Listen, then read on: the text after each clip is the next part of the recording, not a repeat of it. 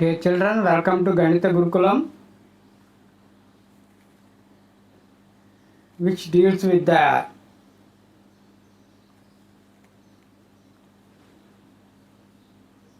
problems faced by children while dealing with fundamental operations in mathematics in Vedic style. The ancient mathematicians belonging to our Punya Bhumi authored many valuable books like Vedic Mathematics and Leelavati Ganitam. మనము ఈరోజు గణిత గురుకులంలో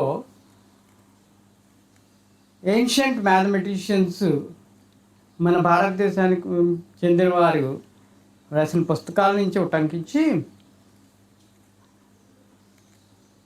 వ్రాత లెక్కలు word problems వాటి గురించి తెలుసుకుందాం. అంతకంటే ముందు ఈయన మనకి భాస్కరాచార్యులు కనిపిస్తున్నారు. భాస్కరాచార్యులు నెంబర్ 1 ఈయన మనకి గణిత శాస్త్రంలో భారతీయ గణిత శాస్త్రం అభివృద్ధి చెందడానికి ఇంచుమించుగా 2వ వాడు. ఈయన 7వ శతాబ్దానికి చెందినవాడు. ఈయన ఏం చేశాడు, మన భారతదేశ గణిత శాస్త్ర అభివృద్ధికి కంట్రిబ్యూషన్స్ ఏంటంటే కాన్సెప్ట్ ఆఫ్ జీరో ఒకటి,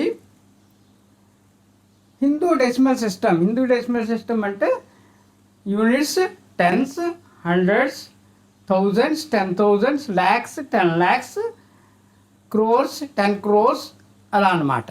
దెన్ సైన్ ఫంక్షన్ అప్రాక్సిమేషన్, ఇది ముందు తరగతుల్లో ట్రిగ్నామెట్రీలో మనం నేర్చుకుంటాం. అలాగే ఫ్రాక్షన్స్ గురించి డీటెయిల్డ్గా స్టడీ చేసిన ఆయన ఈ భాస్కరాచార్యుడు. ఆయన్ని స్మరించుకుంటూ మనం ఇప్పుడు వర్డ్ ఛాలెంజెస్ ఇన్ మల్టిప్లికేషన్లోకి వస్తున్నాం. ఈ వర్డ్ ఛాలెంజెస్ ఆఫ్ మల్టిప్లికేషన్ అంటే application of multiplication in real life situation. దీనికంటే ముందు అసలు ఆ సమ్ ఎలా ఉంది, ఆ వర్డ్ ఛాలెంజ్ ఎలా ఉంది, యూజువల్లీ వర్డ్ ప్రాబ్లం అంటాము లేదా స్టోరీ ప్రాబ్లమ్స్ అంటాము. ఇది ఎలా ఉంది ఏంటి అన్నది, ఎలా డీల్ చేయాలి అన్నది ఈరోజు మనం చూద్దాం. ఇప్పుడు అసలు మల్టిప్లికేషన్ అంటే ఏంటి మనకు అందరికీ తెలుసు, రిపీటెడ్ ఎడిషన్. ఒక ఎగ్జాంపుల్ తీసుకుందాం. 3 + 3 + 3 + 3 + 3 5 times 3 5 times యాడ్ చేస్తే 15 వస్తుంది. దాన్ని మనం మల్టిప్లికేషన్ సెంటెన్స్లో చూపిస్తాం. 5 3 = 15 అన్నది ఇది మల్టిప్లికేషన్ సెంటెన్స్ అనమాట. ఈ మల్టిప్లికేషన్ సెంటెన్స్ అంటే రిపీటెడ్ ఎడిషన్. అలాగే 3 is repeatedly added 5 times. ఇప్పుడు 7 తీసుకున్నాము, అక్కడ 8 7s కనిపిస్తున్నాయి. సో దీన్ని మల్టిప్లికేషన్ సెంటెన్స్లో రాయాలంటే 7 8 = 56 రాయాల్సి ఉంటుంది అనమాట. 7 8 = 56 రాయాలి. ఇది కాన్సెప్ట్ అనమాట. ఏంటి concept? Multiplication is nothing but the repeated addition. అలాగే ఈ 5ని ఏమంటారు? మల్టిప్లికెంట్ అంటారు. అలాగే 3ని ఏమంటారు? మల్టిప్లయర్ అంటారు. ఈ 15 ప్రోడక్ట్. అలాగే 7 ఉంది చూసారా, 7 ఇక్కడ, ఈ 7 మల్టిప్లికెంట్, ఈ 8 అన్నది మల్టిప్లయర్, 56 అన్నది ప్రోడక్ట్.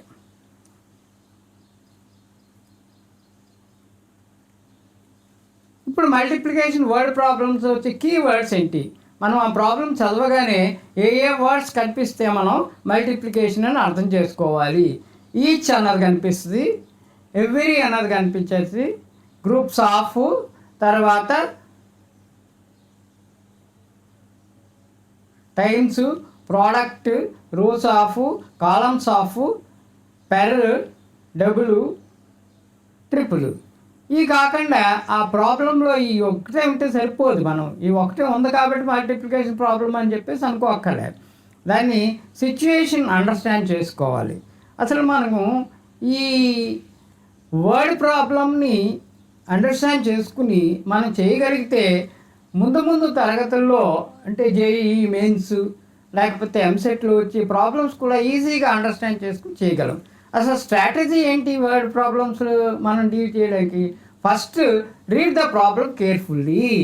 చక్కగా చదవాలి, 2-3 సార్లు చదవాలి. చదివిన తర్వాత అందులో ఏ నెంబర్స్ ఇచ్చాడో చూసుకోవాలి. తర్వాత ఆ నెంబర్స్కి తగ్గ స్టేట్మెంట్ రాయాలి. ఏం ఫైండ్ అవుట్ చేయాలో తెలుసుకోవాలి. అప్పుడు మల్టిప్లికేషన్ సెంటెన్స్ రాయాలి. రాసిన తర్వాత ఏం చేయాలి, దాన్ని సాల్వ్ చేయాలి. ఇది స్ట్రాటజీ, 6 పాయింట్ స్ట్రాటజీ. ఈ 6 పాయింట్ స్ట్రాటజీ తర్వాత ఎగ్జాంపుల్ తీసుకుంటే మనకి ఈజీగా అర్థమవుతుంది. ఇక్కడ ఒక ఎగ్జాంపుల్ ఉంది. Every student received 4 notebooks. If there are 25 students, how many notebooks were distributed? So first ఏంటి మనం చేయాల్సింది, స్టెప్ 1లో రీడ్ కేర్ఫుల్లీ ట్వైస్, 2 సార్లు చదవండి. చదివిన తర్వాత స్టెప్ 2లో ఏం చేయాలి, ఐడెంటిఫై ద గివెన్ నెంబర్స్. ఇక్కడ నెంబర్స్ ఏమేమి ఉన్నాయి, 4 ఉంది, 25 ఉన్నది. అది ఫస్ట్ స్టెప్. సెకండ్ స్టెప్ అనమాట. ఫస్ట్ స్టెప్ రీడ్ చేసిన తర్వాత సెకండ్ స్టెప్లో నెంబర్ ఉంది. ఇప్పుడు 4, 25 ఉన్నాయి. ఈ 4, 25కి స్టేట్మెంట్స్ రాయాలి. చూడండి, స్టెప్ 3లో right statements. Number of notebooks received by every student is equal to 4. అలాగే number of students is equal to 5. తర్వాత నెక్స్ట్ స్టెప్ ఏంటి, ఐడెంటిఫై వాట్ టు ఫైండ్, ఏం ఫైండ్ అవుట్ చేయాలి ఆ ప్రాబ్లంలో అని చూసుకుంటే number of notebooks distributed find out చేయాలి. సో దీనికి ఏం చేయాలి, మ్యాథమెటికల్ సెంటెన్స్. అదే మ్యాథమెటికల్ సెంటెన్స్ అంటే plus minus into divided by.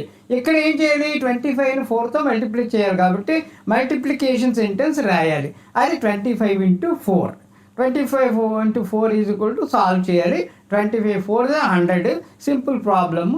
దీంతో కొంచెం మీకు అవగాహన వచ్చేస్తాయి. ఇప్పుడు మనం ఇంకొక ఎగ్జాంపుల్ చూద్దాం. ఫైనల్ సొల్యూషన్ ఎలా వస్తుంది, number of notebooks received is by every student is equal to 4. Number of students 25.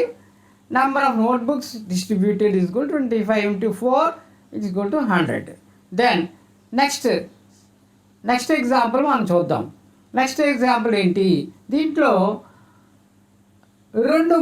రెండు అంటే ప్లస్ మైనస్ ఇంటూ ఈ 3 ఫండమెంటల్ ఆపరేషన్స్ కూడా కలిపి ఉన్న వర్డ్ సెంటెన్స్.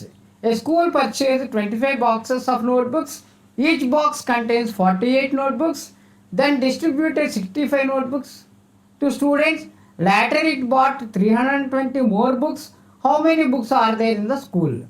ఇది కొంచెం అర్థం చేసుకోవడానికి 2-3 సార్లు చదవాలి. మన స్ట్రాటజీ ఏంటి, ఫస్ట్ మన స్ట్రాటజీ రీడ్ కేర్ఫుల్లీ ట్వైస్, 2-3 సార్లు చదవండి. చదివిన తర్వాత ఐడెంటిఫై ద నెంబర్స్. ఇక్కడ నెంబర్స్ ఏమున్నాయి, 25, 48, 675, 320. ఈ నెంబర్స్ అయిపోయిన తర్వాత నెక్స్ట్ దీనికి వెళ్ళాలి. Right statements to numbers. Number of boxes of notebooks purchased 25. Number of books in 1 box 48. Number of notebooks distributed 675. Number of notebooks purchased later is equal to 320. Number of books in the school now ఇప్పుడు ఉన్నది ఎంత. ఇది మనం వచ్చిన 25కి 48కి 675 320 అన్న numbers అక్కడ ఉన్న వాటికి అవి ఏమిటి అన్నది మనం చెప్పాం. తర్వాత నెక్స్ట్ స్టెప్లో ఏం చేయాలి, మనం కన్సిడర్ ద ఫస్ట్ 2 స్టేట్మెంట్స్. ఇందులో 4 నెంబర్లు ఇచ్చాడు. ఈ 4 నెంబర్లో ఫస్ట్ 2 నెంబర్స్ సింప్లిఫై చేసి నెక్స్ట్ నెంబర్స్కి వెళ్తే ఈజీగా చేయడం అవుతుంది మనకి. Number of boxes is equal to 25, purchase 25. Number of books in 1 box is equal to 48. Then total number of books purchase కనుక్కోవాలి. So what to do, again మనం ఆలోచిస్తే ఇది మల్టిప్లికేషన్ సెంటెన్స్ వస్తుంది. 25 × 48. 25 × 48 చేస్తే ఎంత వచ్చింది, 1200 వచ్చింది. అక్కడ ఆ 1200 మనం గుర్తుపెట్టుకోవాలి. Keep 1200 in mind to do the next step. Next స్టెప్కి వెళ్ళే ముందు ఫస్ట్ ఇచ్చిన 2 నెంబర్స్ సాల్వ్ చేసాం. తర్వాత ఏం చేయాలి, consider the next statement. Next statement ఏంటి, number of notebooks distributed 675. Distributed అంటే ఇచ్చాం, purchased 1200, distributed 675.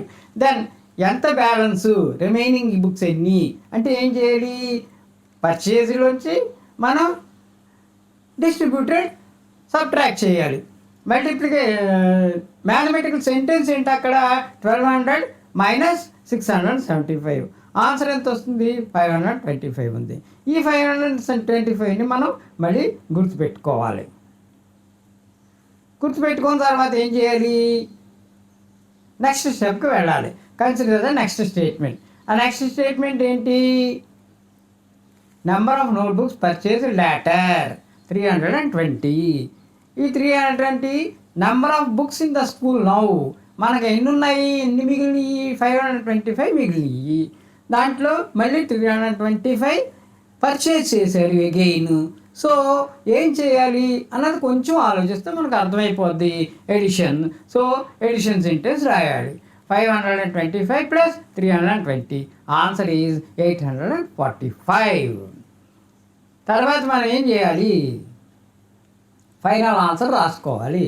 Number of notebooks purchase 25, number of books in one box 48, total number of books purchased 25 into 48 1200, number of notebooks distributed 675, remaining books 1200 minus 675 525, number of notebooks purchased later is equal to 320, number of books in the school now 525 plus 320 is equal to 845. That is the final answer we got. మీకు అర్థమై ఉంటుంది. Hope you have enjoyed this and understood also what is the word problem. Thank you and please like our channel, share and subscribe. Thank you.